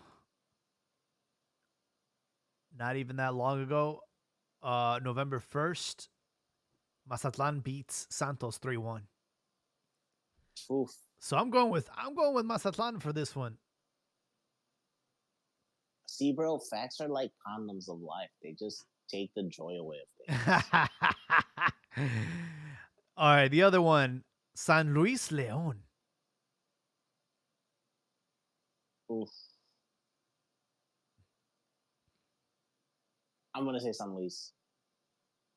Really? Yeah, yeah. I've been hearing things that Leon isn't really functioning the way it's supposed to, and the fans are upset. Oh. yeah, just because the team isn't working, just it, no está carburando, no está funcionando. Like, ¿qué chingados estamos haciendo? Alright, we're having to play this shitty play in. Like, where did we go wrong? And it's like, well, welcome to the Liga. I'm going for Leon just because of how shitty San Luis is doing right now. And Larcamon has done a great job, right? They won the Champions League. They have great players. So I'm gonna go with Leon against San Luis here. You know what? That's probably the rational option, and probably what's gonna earn you some money. But the one that's gonna make you feel like, dude, your dick is 10 feet long, is the San Luis upset. And you're yelling at your TV, and your wife is like, "You don't give a fuck about this team." It's like, yeah, but I was right. I was right. That's what you don't understand. So they have like Viñas and Diente Lopez, right? They have some hitters. Yeah, they do. And they got Fidel Ambris, who I'm excited about. Young defensive midfielder. I'll say good talent, very good talent. Yeah, I would like to have him at Chivas. And they have a really good goalkeeper in the back, with Cota. So I think Larcamon. The only question is, do you sandbag it for resting the team and getting them prepared for the Club World Cup, right? So that's the always thing. And here's the thing. So Leon, all right, so you got San Luis, I got Leon. The loser of that match still gets a chance. And they'll play the winner of Mazatlan San Luis Santos. Yeah, and dude, I fucking hate that. Like, that's the dumbest shit ever. Like, at that point, why don't we just fucking copy MLS and go through to a 3 game format? Yeah. Like, why don't we just go like, oh, hey, you know what? Let's play the first 2 games. Let's play the first game. You win. Cool. We go to my house. I win. We'll play a 3rd game. It's like, the fuck you mean we'll play a 3rd game? Like, Yeah. no, dude, this has already been decided. Like, I shit you not, close it off at 10 teams. 10 teams. That's all you need. That is all you fucking need. You want to make it more or less? Make it fucking 8 teams. And there you go. Like, there's no need for us to have a play in, especially because of the things that we talked about earlier today. The gap between when the regular season ends, when everything else in the FIFA calendar lands, and then just choosing to change the format. Yeah. So let's take this a step further. You're saying San Luis beats Leon. San Luis would play Rayados in that 2-7 matchup. Hey, man, I'm not convinced that Rayados I mean, I know that they have a great team, but they've had a lot of injuries this season. And I don't know if like the extra time off is going to help them. But do you see Rayados losing their Liga match against either Leon or San Luis? I don't, but they did suffer some injuries again this past weekend. So that's something that's definitely going to affect them. Yeah, that's actually the only match that I watched this weekend. I put my money on that match having a lot of goals and unfortunately they decided to use like their bench. So they had a lot of players that I don't know if they were necessarily like starters. Like they had this dude named Avila Vega, number 203. I'm like, who the fuck is this guy? I know he's definitely not like a typical starter for Rayados, but he got the start today or that day. But like Poncho Gonzalez, oh no, Poncho, what's his name? Poncho, he got injured. So Yeah,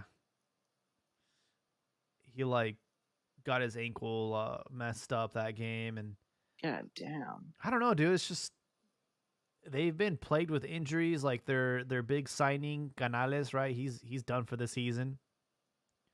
So I Mm-hmm. mean, this team has like everything for the taking. They obviously ended up in second place this season, but me, I got my money on like Leon, and I got my money on Leon upsetting Rayados. I could see that happening. Really? Yeah, I could see Rayados is always that team, bro. You just never know, bro. Like they're like Hyde and Jekyll, bro. You just never And know. it'll come out of nowhere and just like, rah, we're here. I'm interested. What else we got? We got so out of the Santos Mazatlan, like let's say Santos win, they play the loser over here on that bracket, so they'd be like a San Luis or Leon. Um, just to make things easier, America would play the like a Santos or a Mazatlan.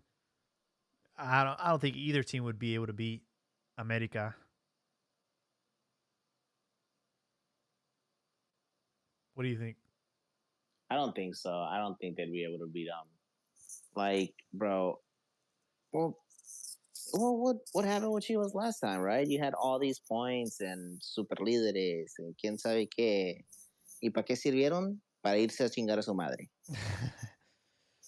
And so that's my only concern. But the way America has been functioning and working, I think that wait, I don't think they can lose it this year. Pero America? también yeah, Have they been leaps and bounds from any all the other clubs you've seen this season? Because I don't know. Like they win I games, they have 40 points, but I'm like something about them. I'm just not convinced. that's called being a hater. And it's okay. I No, I understand like it. to I'll give my flowers to a team that you see as like head and shoulders above everybody else, but I don't think America has been head and shoulders above everybody else.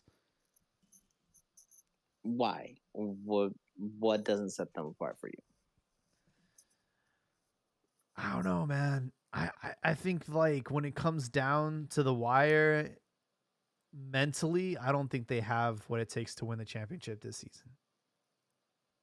I think it's just it's too big to fail now. There's it's like the spotlight's too bright for them. This is like the perfect script, right? Like you guys are the number one team in the league. You had the most points. You got the best squad, right? I just feel like they're gonna find some way to fuck this up. I don't know, man. I'm gonna be honest with you, kind of like we talked about it earlier. I think they finally learned their lesson, right? They finally got hit in the mouth enough times to learn, and now the big question is to see whether or not Jardine can actually take them to that next level. Hmm. You know, because one of the big things was, and we saw it with Tano, the team literally fucking quit on him. Oh yeah, You dude. know, they were down in the sides crying when there's still enough time where, you know, your coach, well, también, he wasn't really like out there pressing them. But at the same time, it's like, yo, your team still has time. You still have another, I think there was like another 10, 15 minutes left on the clock. Mm-hmm. And it's like, no, cabrones, agárrense los huevos y échenle. But guess what? That didn't happen. So I do think that they have been much better than the teams around them, and that there has been enough improvement. I don't want to say psychologically, but mentally for for it to be okay. But at the same time, I'm just talking on my ass, so who the fuck knows and who cares, right? I just that's what I see, and that's what I hope is within them. And if that's the key that has changed and happened, we will see them be better and be that America that, everyone hates. Mm. I think my issue with America is like we mentioned in the beginning of the podcast, momentum, right? You've basically beaten everything that's been in your path for the last, couple months. Now we're going to have 3 weeks of inactivity, right? You got the break for Nations League, then you got to wait for the play in, then it's your time to shine. And the team that you're going to be facing is going to have that energy and that momentum going in their favor, right? You look at let's say Santos, right? Let's say it ends up being Santos. They had to beat Mazatlan to get there. They had to beat the loser of the Leon San Luis matchup. So they got two tune-up matches to go against America. And you're 2 for 2. Now you're going into this and no one has any expectations for you. Like, these guys are the super leaders. Like, fucking go out there. No one's expecting anything out of you. You got nothing to lose. Bam. And that's where the upset happens. So that's my perception of this going into the Liga. I think that could be what happens. The only thing America has going for them is the draw. They get the draw. If they tie, they get to pass to the next round. And that's the biggest thing, bro. They pretty much have a guaranteed way through. Right? So all they have to do is draw. They have Igor Livnotsky, who is pretty good. Yeah. Right? And will be able to keep it nailed out the back unless when he does stupid mistakes. But at the same time, we all do that. So we don't try to blame him too hard. All right. Pumas, Chivas, who you got for this matchup? See, here's the thing. I don't care, but I want you guys to get hope just to watch you crash again. So just because of that, I'm going to say Pumas, just that way it hurts a little bit more. Okay, so you got Pumas. Okay. I got Pumas. I got Pumas too, man. I'm being completely honest. I don't see us beating them in 180 minutes. I could see us tying. I don't see us winning. A tie benefits you guys, right? No, they finished in 5th, and Pumas finished in 4th. Okay. Yeah. So yeah, that's the tightest one right there. We dug our grave when we missed that PK. To me, that was the end of the season right there. That's why it was so important for you guys. Okay, because I kept seeing the replay and I was like, well, how much hinged off of this? Is it more like just the beauty of Alexis missing and then being called borracho by the entire stadium, or like what's going on? Turns out both. I think Chino's gonna ball out. The first game is gonna be in El Acron, right? So I could see us maybe getting a draw at home, maybe a close victory, maybe like a 1-0 or a 2-1, or I could even see it be like a 2-2, something like that. But then you gotta go to play on the road, and I don't know, man. I just don't think Chivas have the goals to, especially if Pavlovich has already poisoned the well with allowing him to take the PK, with reincorporating him into the team.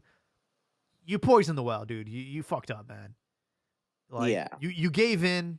The team, again, statistically has played better without him than with him. I would have just kept doing that. And now you have a conundrum. You have this dilemma. Now it's like, well, you reincorporated him back into the team. Now you have to stand by your decision. You can't just leave him on the bench anymore. Now you have to start him. You got 3 weeks to get everything, your ducks in a row. But I just think chemically, this team is not gelling right now, and I expect them to lose against Pumas. Yeah. Um, Like, come on, bro. When Piojo is your best player, your team's fucking up. yeah. Tigres and Puebla. This one is exciting for me. How so? Like, bro, this is like the easiest one out there.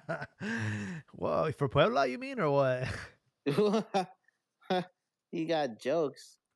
Wait, Tigres le va a meter la ñonga and teach him what's up. How dare you diss the Camote power, man? I don't think the Camote power is that powerful. Hey, man, it's a superfood. They played each other the first week of La Jornada, like first jornada of the season, and they tied 1-1. So can't really go off of that. But no, yeah, it's gonna be Tigres, but I think it's gonna be entertaining. It might be. It could be. But look, I'm going to say it's going to be entertaining until the 56th. And then Tigres is going to run away with it. Okay, that's fair. Like at the 56th, like ahí es cuando van a empezar a llover goles y les van a caer dos on top of the one that they already had. So at that point, they'll go up like 3-1. And then we'll see about the rest. But I just that's know my that there's strong going to be a prediction lot of of that game. goals. There's going to be a lot of goals, and I'm looking forward to that matchup. Yeah, that's probably going to be like the best one of the league. Yeah. So we got our, I guess, our 8 teams. If we take it a step further, so let's say America beats, whoever ends up being finishing in 8th. Let's say Pumas win. Let's say Tigres win. Let's say Rayados win. So we would get obviously a Clásico del Norte. It would be Tigres versus Rayados, and then it would be America versus Pumas on the other side.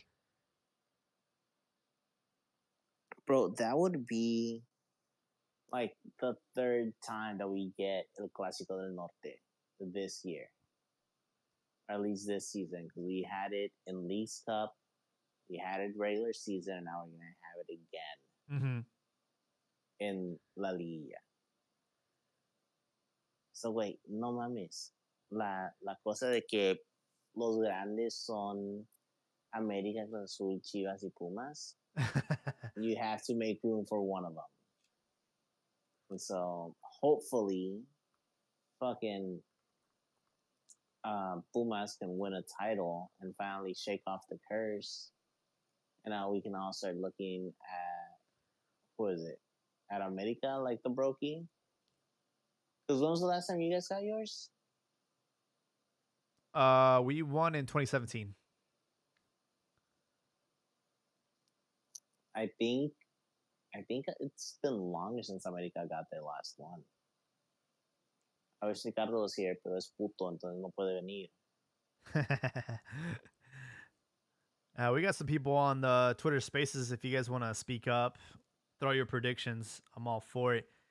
As far as the head-to-head goes, Tigres have the last, I guess, like the upper hand going into this. They won 3-0 in their last match. I think I might have to agree with Disco Fever. He says that the final is going to be America versus Tigres. Yeah, that's the one everybody knows. It's going to be, right. America Tigres. It's what we all want to see, because the rivalry between los Regios y los de la Capital is starting to get good. Starting to get very heated, and most of all, it's starting to actually give us something to talk about. Well, you would like to see, with everyone complaining about Liga and how are you going to allow a team that has, a 22-point gap between first and 10th, like how are you going to even allow them a shot at the title? So it would be refreshing to see the two best teams in the league face each other in the final. I mean, on paper, technically that's Rayados. They finished with in second place. Tigres finished in third. But you would like to see a final where it's like that, right? It's like the two best teams that were the most consistent throughout the regular season face each other in the final. But I don't know, man. I would like to see an upset. And have what? I would like to Have see who there? I would like to see Pumas in the final. I'm a big fan of Turco. Okay. So Pumas America? No, it would be Pumas eliminating America, and then it would be like a Pumas versus either a Tigres or Rayados. All right. All Yeah, right. I would do a Pumas versus Tigres. The felines. yeah. I would say like that would be a really good one. But so we'll see, man. I feel like these things never end up turning out the way people predicted. That's the beauty of That's the beauty of Liga MX. That's the beauty of Liga, dude. It's anyone's fucking game at this point. 3 weeks of having a break. Everyone's even at this point. That's Whatever exactly it. whatever Now, edge you had over all these other teams in the regular season, throw that out the gone. window. The teams that have the most momentum going into this Liga is going to be the ones that are going in the play-in. They got a couple of games to warm up. Yeah. Yeah. And I've been saying it for a long time. Like, I don't like the fact that there's a bye week in soccer. I think it negatively impacts the teams that have been awarded said bye week. For sure. Hey, man. Now, very quickly, do you Go ahead. think Mexico wins against Honduras? Yeah, that's a great question. They have to. It's not even a matter of like what you think. I think it's just like they have to win. They have to beat Honduras. Mm-hmm. Because if they don't, guess who's not going to Copa America next year? Bom, bom, bom, bom. There's just too much riding on this match, and I think Mexico have what it takes. From what I've seen, right? Like Honduras isn't the same Honduras that we've feared in the past, and they should handle business. All right. I'm on the same bet. I am just very, very interested to see what the tactical lineup is going to be for these next games and how it is that Jamie's going to make it work with all of the talent that he has. I'm looking forward to Quinones' debut, man. Same, bro. Like, I'm dead ass going to order on over the air antenna just so that I can watch this thing. Yeah, it's gonna be a good one. You have Jamaica versus Canada, USA versus Trinidad and Tobago, and Costa Rica versus Panama. These matches start on Thursday, so USA Trinidad on Thursday, and then Mexico will play on Friday at 6 p.m. So now I know what I'm doing Friday night. Hell yeah! Getting drunk? Yeah, I'm looking forward to it. All right. A week before Thanksgiving, get to relax a little bit. So Friday. But I am disappointed that we're not going to have any Liga MX over the weekend. Super disappointed, man. Like, it's always the saddest times. Like, there's no Libertadores. There's nothing really happening anywhere else. And just Liga does me dirty like this. For a fucking FIFA break. Yeah, it's just one of those things. All bad. You got any closing thoughts before we wrap up this episode? Thanks for hopping on today, Abdias. Not a problem, bro. Absolute pleasure being on. Closing thoughts is, I'll say it this time and I'll say it again and I'll say it again. Liga MX should go to a long format. It would be much more beneficial, much more entertaining, where we could even still host a Liga for, hey, you know what? Maybe the top 12 teams actually does become more viable now. this little format that you have, it becomes a little bit more interesting because the teams have actually sacrificed. Then there's been some movement up and down the league, and shit has happened. That would make it a lot more interesting. The bye week is una mamada, and pretty soon we're going to be taking old school MLS style penalty kicks just because of views and ratings. Okay.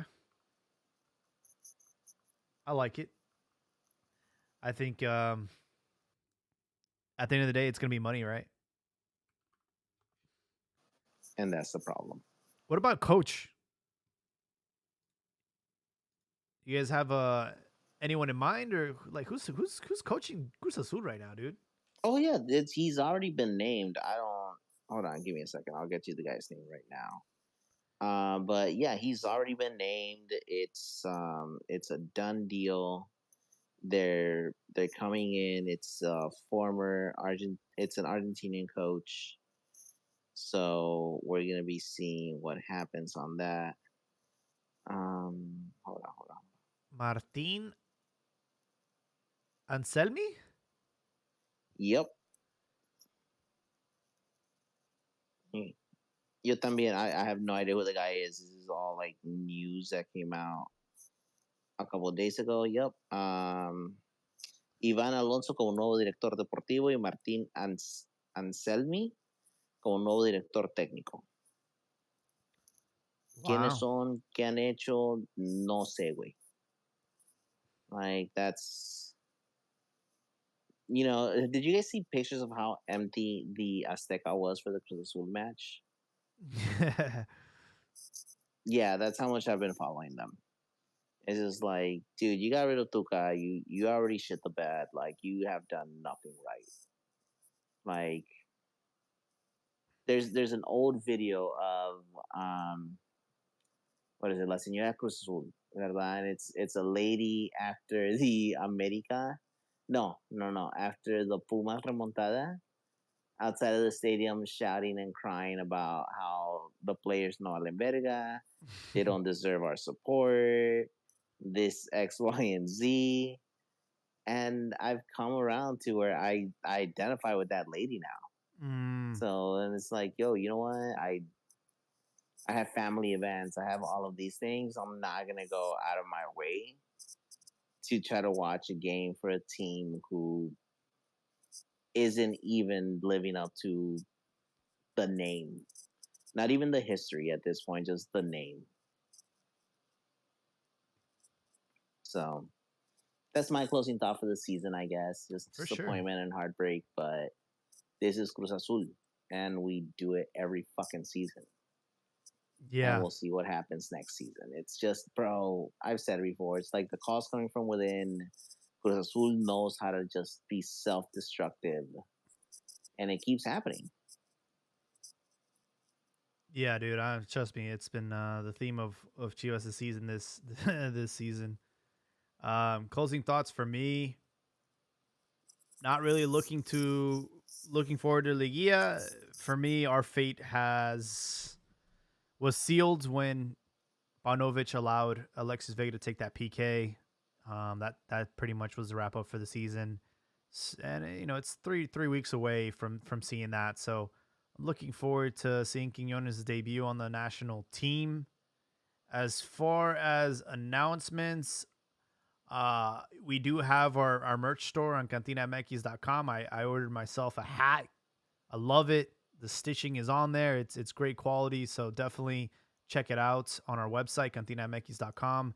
And on the topic of merch, I know that some images were leaked today, and it's on Adidas' website, the new throwback collection of Mexico. Don't do it. Don't fall for it, guys. I know we talk about the boycott and being upset about. Just remember, this was the same country that did not get past the group stage a year ago. So, for all those people listening, instead of spending all your money on the 70s collection, spend some money on Cantina MX. We're guaranteed to deliver on the goods every single week. Sí, güey, pero somos un montón de pinches prietos. Have you seen that picture of Santi? Like, whew, That's not gonna be you that though. poster alone is gonna be selling everything. He looks good in burgundy, but morenitos do not. So Morenitos do not. Especialmente con el nopal. Te chingaste, carnal. yeah, man, absolutely. Well, hey, thank you for hopping on tonight. Thank you for all the listeners on YouTube and on Twitter Spaces. We appreciate y'all, and looking forward to this match on Friday. Maybe we might stream it after, depending on the results. But if not, just stay on our Twitter page. We'll let you know when our next podcast is. But catch you guys the next one. Hope you guys have a great week. And